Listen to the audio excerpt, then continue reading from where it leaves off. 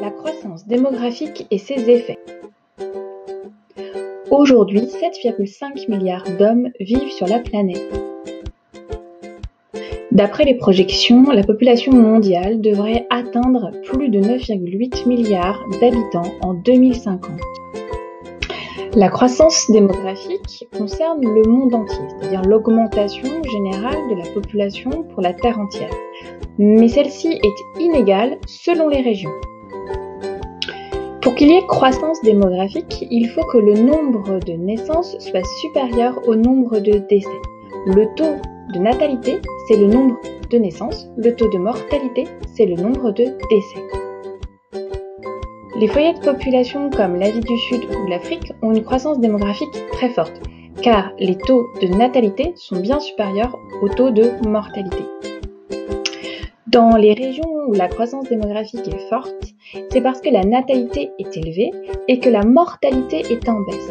L'augmentation est importante, c'est ce qu'on appelle l'accroissement naturel, c'est-à-dire la différence entre le taux de natalité et le taux de mortalité.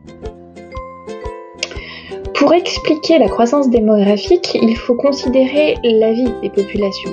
Souvent, il s'agit d'une population qui a meilleur accès aux soins, une meilleure hygiène de vie, globalement, de meilleures conditions de vie. La scolarisation joue aussi son rôle.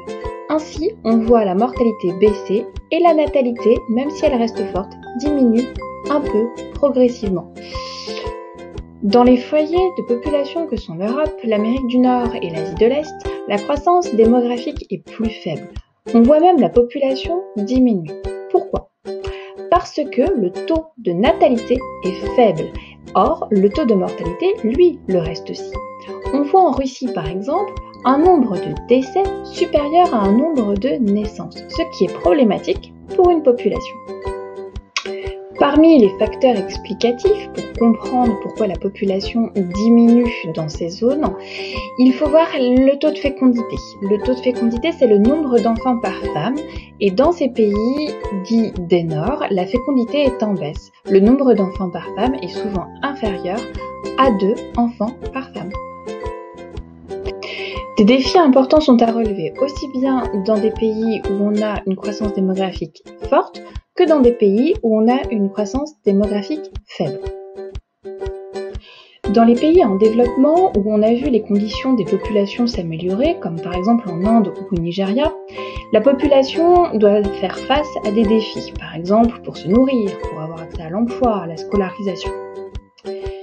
Ces populations se sont souvent beaucoup dirigées vers les villes. Elles ont quitté les campagnes et sont allées dans des villes. Seulement, il y a aussi un problème d'espace urbain à réfléchir tout en faisant aussi attention à l'accès, par exemple, à l'eau potable ou à une meilleure gestion des déchets d'une population de plus en plus nombreuse. Dans les pays riches et développés qui connaissent une croissance démographique faible, les défis sont différents. Il faut faire face au vieillissement de la population. C'est le cas par exemple pour la France ou pour l'Allemagne. Concrètement, cela signifie que les gouvernements doivent par exemple faire face à un manque de main-d'œuvre puisque la population se renouvelle bien moins. De plus, les populations qui vieillissent ne sont pas forcément des populations qui meurent jeunes. Donc il y a aussi un financement du système de retraite. Cela a un coût pour une société et cela doit être anticipé. De même pour les soins de santé. On voit évidemment une population qui vieillit et qui a des besoins en termes de santé.